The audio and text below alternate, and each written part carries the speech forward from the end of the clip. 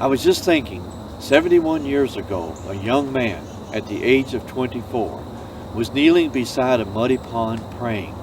Perhaps he'd even been praying all night long. Now, towards the east, it was the dawning of a new day. That young man's name was William Branham. And as a new day was dawning that morning in 1933, so was a new day dawning for all of God's people. For God had sent his messenger among us. Just as Jesus came and walked with his followers along the shores of the Galilee 2,000 years ago, we too have walked with God in our day. He equipped a man, a human vessel, with a gift that would demonstrate the presence of Jesus Christ among us, just as he promised in the book of Malachi. William Branham lived such a life of simplicity, mainly here in this little river city of Jeffersonville, Indiana. He built and pastored a humble little tabernacle while ignoring fame and fortune which could have easily have been his with the unique ministry that God had given to him. But his sole purpose in life was to preach and live the word of Jesus Christ before his generation.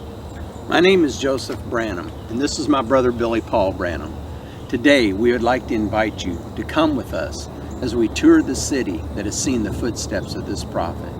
A place where God marched again in human flesh across the face of this generation in a man named William Branham.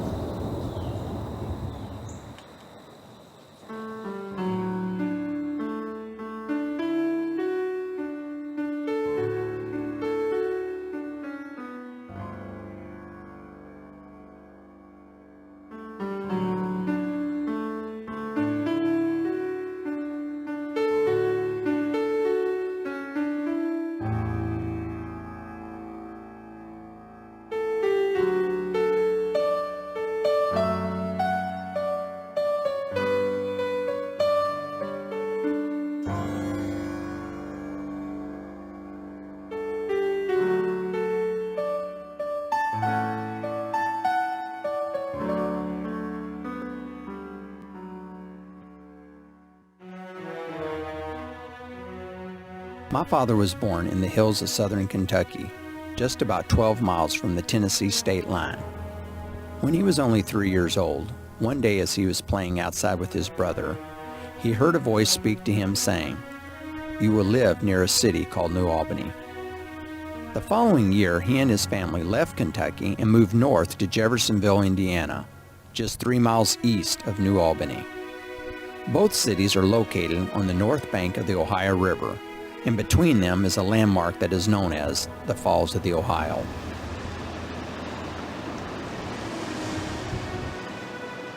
In very ancient times, the shallow rapids of the falls was a crossing spot for migrating herds as they journeyed to the salt licks in Kentucky. But when our nation was young, the falls posed a serious navigational barrier for the explorers and settlers who wanted to follow the Ohio River westward, and eventually this place became a natural stopping point for travelers. Today, Jeffersonville, which is located on a peninsula of land that juts into the path of the river just above the falls, has once again become a stopping point for travelers from around the world. They come to do what we are going to be doing today, visiting some of the places in and around this river community that has seen the footsteps of God's prophet.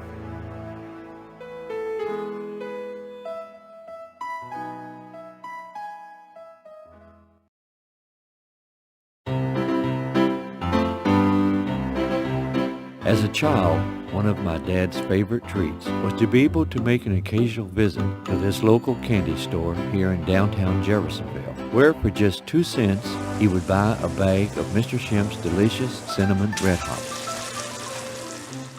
Today, the Schimpf family is still making these Red Hots, using the same recipe and even some of the same big copper kettles that were used some 90 years ago.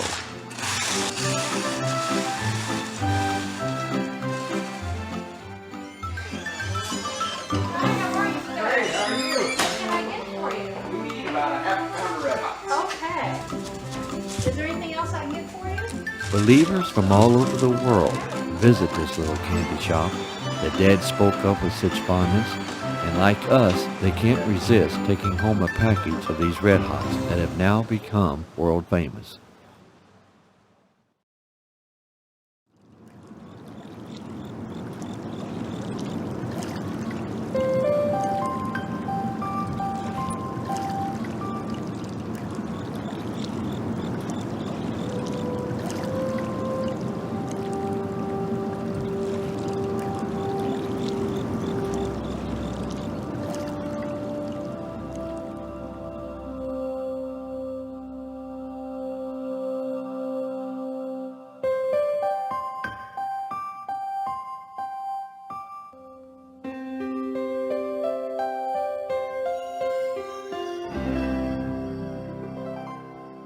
If I were asked to name some of the most notable milestones of William Branham's life, I believe the phenomenal event that took place at this very spot here would certainly top the list. It was on the 11th of June in 1933, and Dad was conducting a baptismal service here in the Ohio River at the end of Spring Street. He had just preached a 2 weeks revival, and the people being baptized were the converts from those services, including Dad's 73-year-old grandfather, Francis Marion Harvey. My mother, Sister Hope, was snapping photos with her brand new Kodak Brownie camera.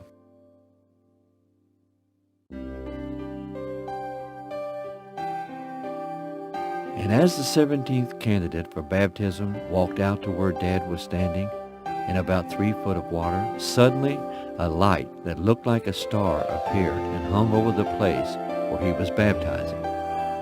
In an area of about 15 feet square, it suddenly began to churn, and a voice spoke, saying, "As John the Baptist was sent to forerun the first coming of Christ, you will forerun his second coming."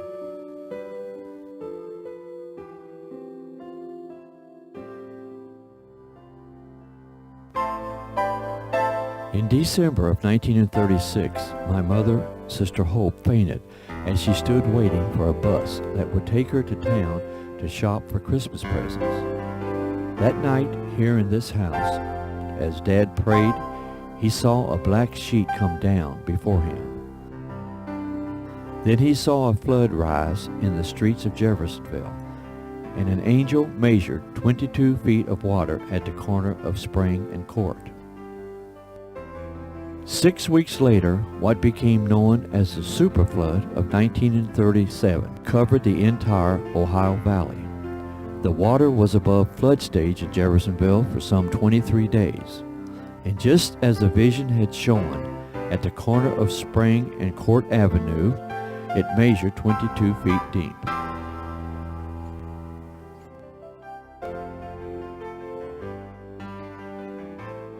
Mother was hospitalized with pneumonia, and Dad had spent every day in his small boat assisting the rescue teams that patrolled the flooded areas, looking for survivors and bringing them to safety. During one particular terrifying rescue, his motor on his boat failed, and quickly he was caught in dangerous currents that rushed him towards the Ohio Falls. Calling out to God for mercy, he thought about the opportunity that he had had to evangelize and that he had rejected. He then cried out, "Lord, if you'll forgive me, I'll do anything that you want me to do."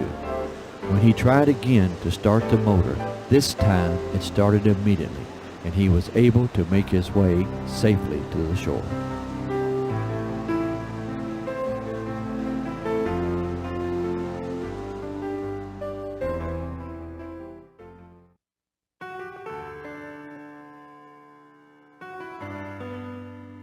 Mother's long bout with pneumonia severely had weakened her lungs, and within a few months, tuberculosis had invaded her body. She died at 11:10 p.m. on Wednesday, July the 21st, at the Clark County Memorial Hospital. She was just 24 years old. Her funeral was on that Saturday, July the 24th. On that same day, my sister Sharon Rose suddenly went into spasms and was hospitalized. Dad hurried to the hospital following Mother's funeral, But as he prayed for his baby Sharon, once again a black sheet seemed to fall upon his eyes. And on Monday, July the 26th, just 5 days after Mother's death, Sharon Rose died of tubercular meningitis. The next day, the grave was opened, and Sharon Rose's casket was placed on top of Mother's. She would have been 9 months old on that day.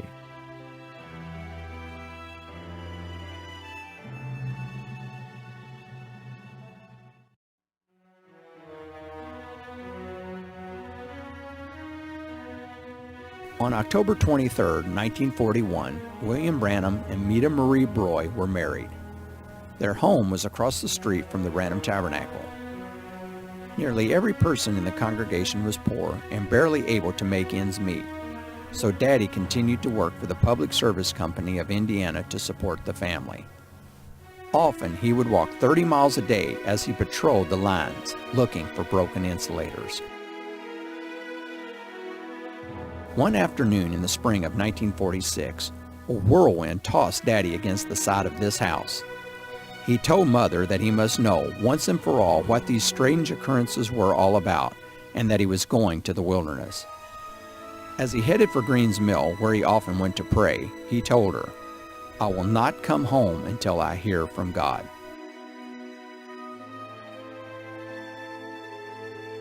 He spent the night in a tiny cabin that was located in the same area as the well-hidden cave that he had found as a boy when he trapped and fished in this wilderness area to help feed his family.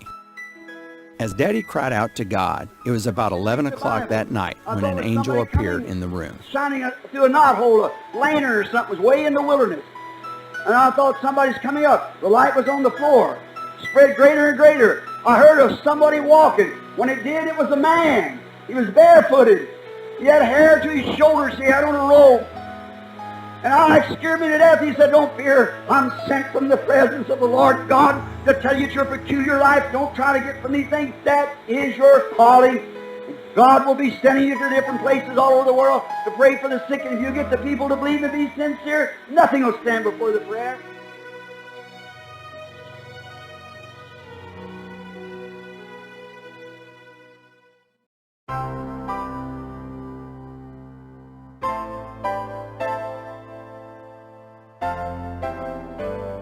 Thousands of people made their way to this house on Ewing Lane, seeking prayer and a chance to draw on the gift that God had given His servant.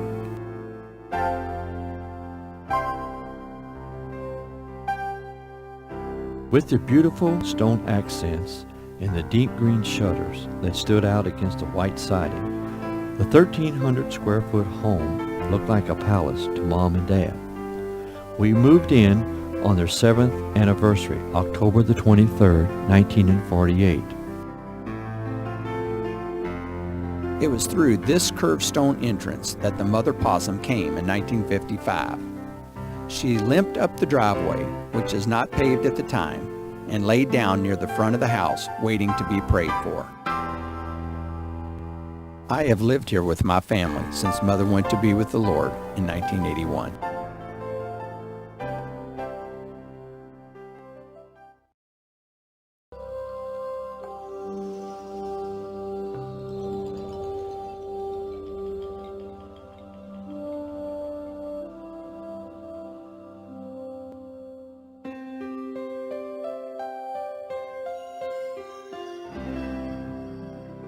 In September of 1933, a lot was purchased here at the corner of 8th and Penn Street, where the road made a jog to go around a shallow pond.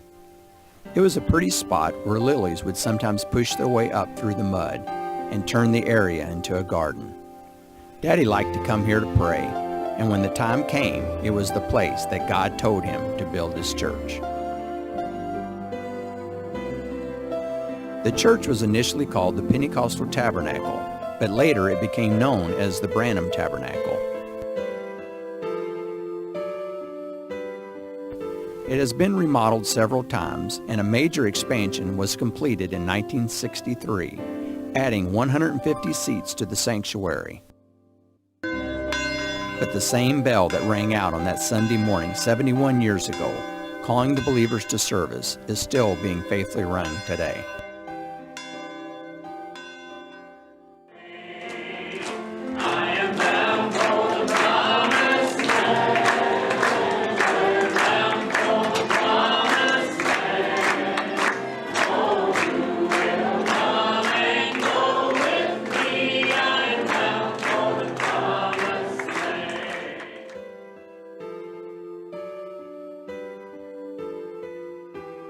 On August 29, 1965, Daddy preached in the Tabernacle for the last time. His message was titled Satan's Eden. Just before the closing song and prayer, he spoke these words. That's all I know to tell you, that this Bible I believe with all my heart, if I know my heart to be the perfect, unadulterated Word of God. By this I live. By this I stand. If I had 10,000 lives, I'd like to give every bit of it for this Word. For it's the Word of Jesus Christ. And I don't care how much they can try to disprove it, how much science tries to say it isn't trustworthy and so forth. To me, it's the only thing in the world I can trust. Amen. This Word. He is mine. I love Him. Don't you?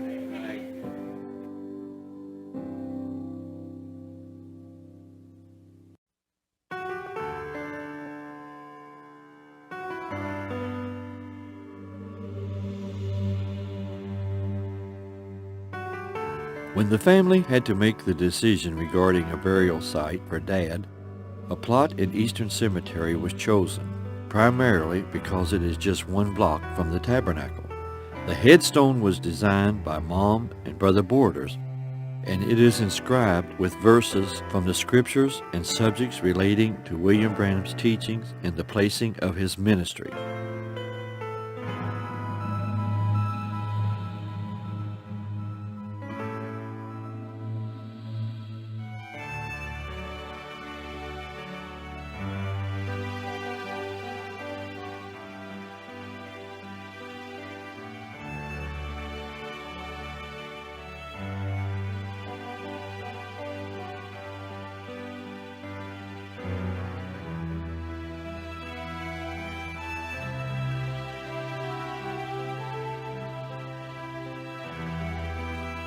Mother was laid to rest beside Daddy in May of 1981.